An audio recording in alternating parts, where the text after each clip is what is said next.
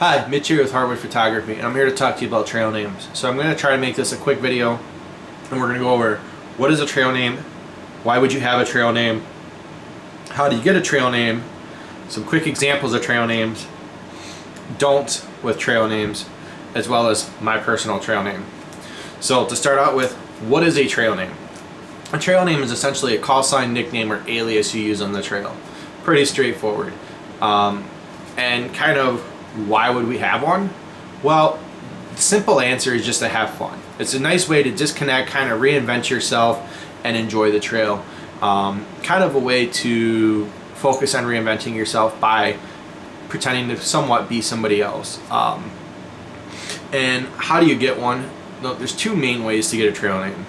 Actually, there's only two ways. You can be given one or get one. The traditional way is to be given one. You can do that in a couple of ways. One, you can get it along the trail. People will give it to you that way.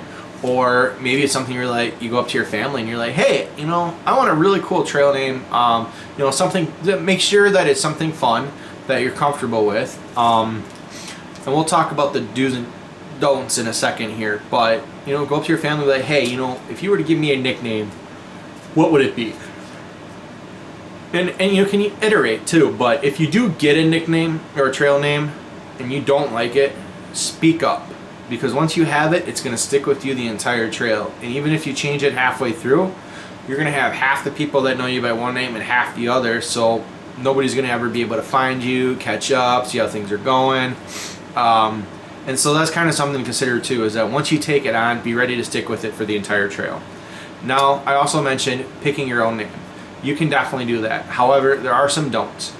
Don't steal somebody else's name. If you, for example, come across somebody named Fiddler. We'll say, for example, he plays a fiddle on the thing, but your favorite, you're like, oh, that's kind of cool. I like that name. I'm going to call myself Fiddler on the Roof. Don't do that. Don't try to be Mr. Cool with your name either. Be like, you're like, oh yeah, I got a 65-pound pack. I'm gonna call myself Double Dog because I'm like a Marine. I'm tough. Don't do that either. Don't come up with names like, be like, oh yeah, I'm out here and I'm a survivalist. I'm gonna call myself Rambo. And if you do get a name like that and it's something somebody gives you, that's one thing. But choosing your own name, don't try to take a name that is like some movie name or whatever. Like I would, I'm going to call myself Dragon Slayer. Why? What does it have to do with the wildlife, your personality? Again, the names are meant to be fun. They're meant to have some joy and some meaning behind it, but that's kind of some of the don'ts on that. Now, some of the examples that I, kind of have for people that I've met or have seen, come across online, Showhound, which was a nice lady from Switzerland who was hiking the Appalachian Trail, but she got hers a little bit after I met her, and it's just because she's always eating, which kind of makes sense. Chowhound. Then there's Dixie from Homemade Wanderlust. She kind of shared her story, but her southern had stuck out on the trail, and so people gave her the name Dixie. And then so those are kind of a couple names, for example.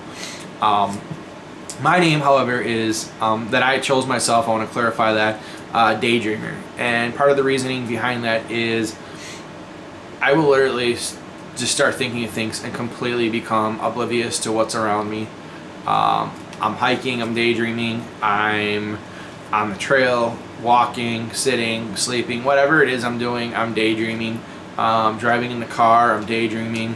I'm at work, I'm daydreaming. I'm thinking about either scenarios that'll never ever happen, or I'm thinking about situations that have happened and what I can do different next time, or I'm coming up with problems in my mind, like actual real problems, whether it's something that's happening at work, or something that I know is going on in the community or at home, and I'm continually thinking of ways to combat those issues and come up with solutions, or I'm planning out, drawing, and documenting stuff or ideas that I come up with on the computer But whatever I'm doing, I'm always dreaming of something. I'm always dreaming of what I can do more of.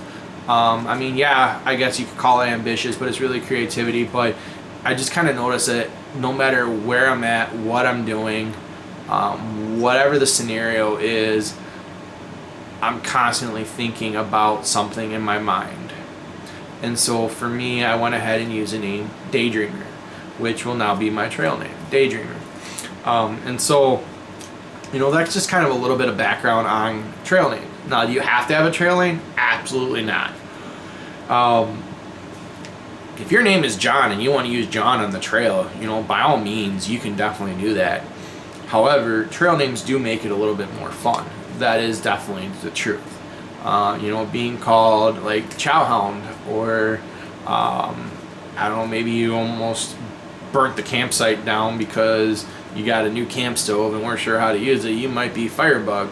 You know, maybe you're the guy who always gets the campfire going. You know, they may call you Match.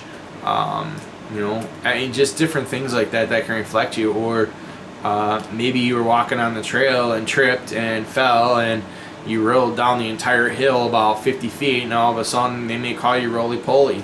Again, you know, just examples that you can have fun with it, you know. So, I mean, I definitely recommend getting a trail name if you're going to be going out on the trail, especially, I mean, if you're just a dale hiker and you maybe only hike once or twice a year and it's only a couple miles, or you're talking about like a city hike. I get where a lot of people may not come up with one. But if you're somebody who truly enjoys hiking, and you're somebody who will go on weekend backpacking trips multiple times during the year, you know, you love to get out there, you love to get on the trail, absolutely, go for it. Take the time, come up with an idea, and just use it. I mean, just get out there and enjoy. The opportunities are endless for trail names. I mean, but just make sure that it's something you're comfortable with, that it's original, it's genuine, and more than anything, you can have fun with. That's the most important thing, because if you're not happy with yourself and your trail name and what's going on in your life, change it. Change it. Don't just sit there and be like, oh, well, I guess that's what I'm stuck with. Absolutely not. No, if somebody gives you a trail name and you don't like it, speak up, but do it in a respectful way. Don't be like, oh, that's stupid. No, if somebody said, hey, you know, we're going to call you ABC, you know, just speak up and be like, you know what? Not sure I'm feeling that, but I would definitely love a trail name. You know, I'd love if you could come up with another idea and help me out with that, because I think that's a cool name. I just don't know if I personally, you know, feel it. You know, just be respectful about it. It's the best advice I could give with that trail name. But don't change it halfway through. I mean, if you're hiking one trail, like let's say you're on the Continental Divide. Now, I've never been on the Continental Divide or the Pacific Crest, but they are on my list of goals. You know, on the CDT, you know, you get the name, you know, I don't know, we'll go with Smokey because you saw an out-of-control fire and you stomped it out quick enough. And you're like, you know what, though, I don't like that name. It's not that original, whatever, blah, blah, blah. You know, that's okay. You can change it. Or maybe you do like it and you end up using it. Well, the next year you go and you start hiking the PCT, you don't have to use that same name on the PCT as you did on the CDT. A lot of people will keep their trail names from trail to trail, but I would at least advise making sure you're comfortable with the name you get, because you will at least want to keep it for the entire trail that you're on. So thank you for checking out this video. I hope this gives you some good information on trail names and kind of how you get them, some of the do's, don'ts, and things like that too. So if you have any questions, comments, concerns, or you want to get a hold of me, leave a comment below, or you can visit me online at www.heartwoodphoto.com. Thank you, God bless, and I hope to see you on the trail.